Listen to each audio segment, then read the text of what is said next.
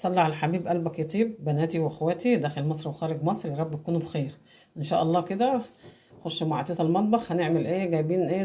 زهرتين قرنبيط. القرنبيطه ايه؟ شوف اللي فيها خضار ديت مديه بخضار، ده بلدي. انما اللي بتبقى بيضه خالص دي كده ده بيبقى قرنبيط صيني. ماشي؟ شوف دي الصغيره دي كده ده بيبقى بلدي. ماشي؟ انا هفكها معاكم دلوقتي واقطعها، ولازم تغسليها عشان بيبقى فيها ايه؟ بيبقى فيها حشرات من جوه كده، لازم تغسليها اهي. شوف انا مقطعاها ازاي، مقطعه واحده. شوفي لازم تغسليها خالص وتنضفيها خالص اهي كده، حته حته كده، وتنضفيها من الداخل ومن الخارج كده تبقى حلوه. والميه بتغلي ميه ملح ابيض وحبه كمون. ماشي؟ واعملك بقى تتبيله ليه، ولا تقولي لي بيض ولا تقولي لي حاجه، عشان اكتريه الناس ما بترضاش تجيب القرنبيط ده عشان غلو البيض. البيضه ب5 جنيه والبيضه ب6 جنيه.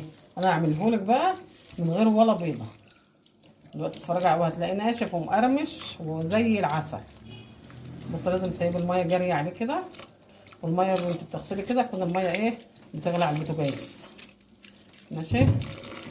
والخضره عود شبت على عود بقدونس على عود كزبره اهو. ما تكتريش الخضره عشان الخضره بتشرب الزيت. من كل حاجه عودين 3 كده. ادي الميه بتغلي، حطي كده معلقه كمون، معلقه ملح ابيض. ماشي؟ وتروحي سابقه فيها ايه؟ شوفي القرنبيط عشان بلدي اداكي الخضار ازاي في الميه كمان. لما تكون واحده صيني الابيض قوي دوت بيبقى صيني. تسيبيه كده وتنضفيه عشان لو فيها حشره حاجه يبقى نضيف. حبايبي كده ايه؟ كده السوا ايه يعني 3/4 سوا. ماشي؟ عشان ياخد لسه القليه. طلعيه بقى كده اهو. احنا مش هنطلعه على ميه ساقعه ولا حاجه، لا اهو، عشان احنا عايزينه سوا ايه؟ ما يبقى سوا مظبوط. يعني احنا ايه؟ سايبين فيه تكه على البردان دوت، لما يبرد هيبقى كويس. لما يكون مهري بقى بتروحي مطلعاه من ميه سخنه على ميه ايه؟ ساقعه. احنا بقى نطلعه كده.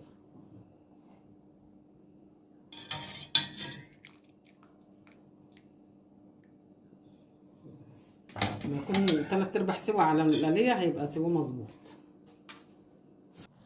يلا حبايبي السلق اهو طلعناه طبعا. انا بقى هعملهولك قرنبيط تحلفي بحلاوته، ولا بيضه عليه ولا كوبايه لبن ولا قطايه زي الناس ما بتحط قوطه كده ولا حاجه.